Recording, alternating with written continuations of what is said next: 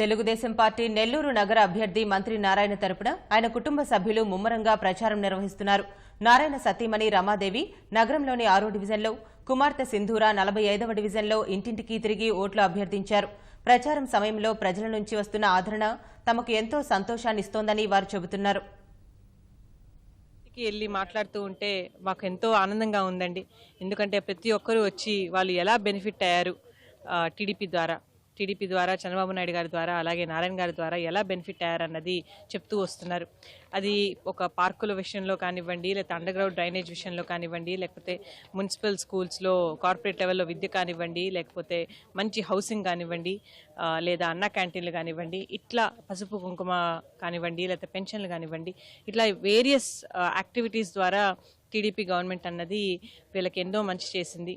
నారాయణ గారు ఎంతో మంచి చేశారు. గత 71 సంవత్సరాలుగా నెల్లూరులో చేయని జరగని ఇంప్రూవ్మెంట్ ఈ 4 ఏళ్లలోనే 5200 crores 5200 కోట్ల పనులు జరిగాయి. అంత విలువైన పనులు జరిగాయి. అది ప్రజలందరూ గుర్తిస్తున్నారు. మేము వెళ్ళిన వెంటనే వాళ్ళే చెప్తున్నారు, వాళ్ళే ఆహ్లాదాన్ని వ్యక్తం చేస్తున్నారు. డెఫినెట్గా మళ్ళీ టీడీపీ వస్తుందని చెప్తున్నారు. మంచి మెజారిటీతో నారాయణ గారు గెలుస్తారని చెప్తున్నారు.